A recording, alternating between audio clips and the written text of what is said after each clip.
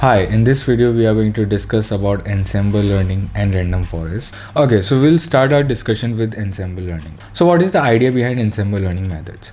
Now suppose we have machine learning models, we have 3 machine learning models and we have some performance that is associated with all those models. Okay, now the idea is that on a given data set we apply all these models and then we have evaluated the performances. Okay, now the idea is, why don't we apply all these models simultaneously on this data, okay, on this data, and then take the best out of all 3 performances. So the idea is, it is taking the best out of all the cases and then we just combine the results of all the machine learning algorithm.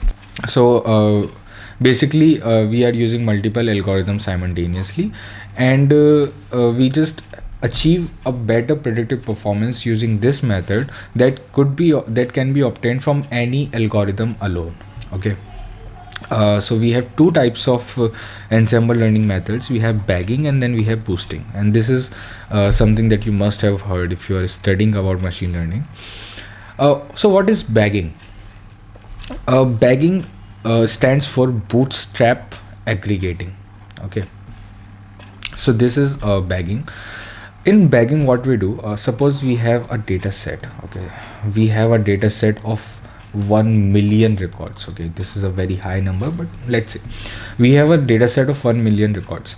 Now what we do, we take subsets, and this is a training set, by the way. Okay, so we take subsets of 100,000 records, okay, and we apply different machine learning algorithms on those records. Okay, so we have taken suppose we have taken some records from here, then we have taken some records from here, we have taken some records from here, and there is one catch about this, is that we are allowed to use replacement here. Okay, so we have the capability of using replacement. So what that means, that even if the record has already been used in another ML algorithm, we can still use the records in other ML algorithms. So we have algorithm 1, we have 2, we have 3, and we have 4.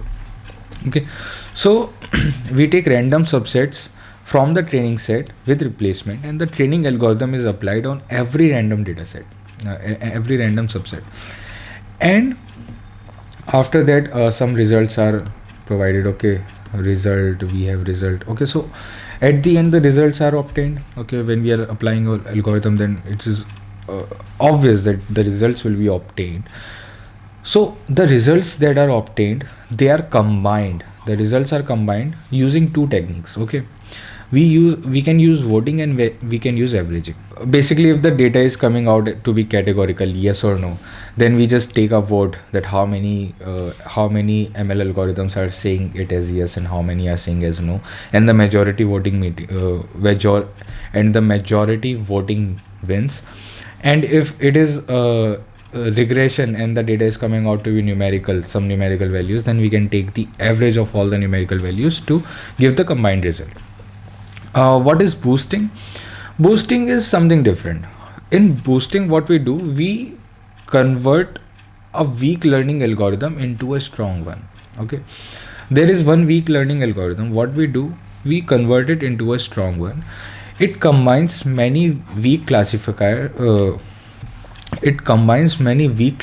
to produce a powerful combination. Okay, so suppose we have this particular model where we are classifying plus and minus.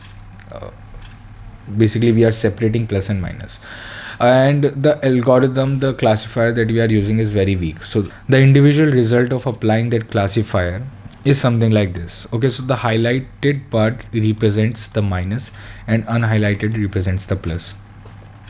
So as you can see, if the classification line is here, you can see there are 3 plus and 3 minus, so it's not a very good classification.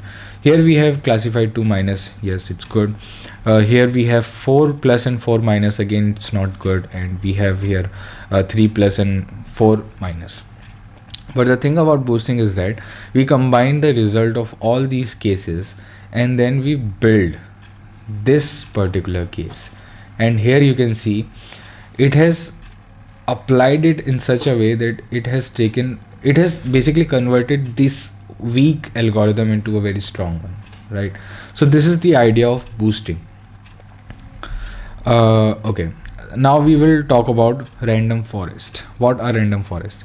So random forest is an ensemble technique that operate by making multiple decision trees during the training phase.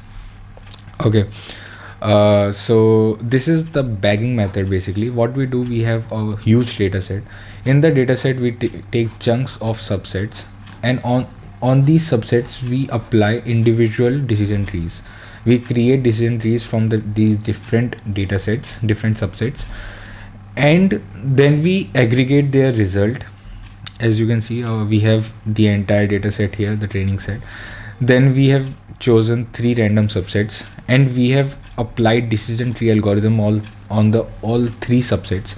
So we have decision tree algorithm 1, 2 and 3, and then we have the outputs which is derived from each of the subsets. We do major voting here, and the final class, and the basically whatever is the majority voting wins. Okay, so if the value is discrete, then we use majority voting. If it is continuous, we use averaging result. It's we have already discussed this. And the random forest is a combination of decision tree and bagging. This is the question that you can get some of the times, that in MCQs, importantly, that what is random forest, and you have to write that it is a combination of decision trees and bagging. And it is something that you can see anyway, that we are using decision tree, and this idea of partitioning data into 3 subsets is bagging. And then we have random forest can solve both classification and regression problem. Yes, this is true. So this was all about this video. In the next video we are going to discuss support vector machines.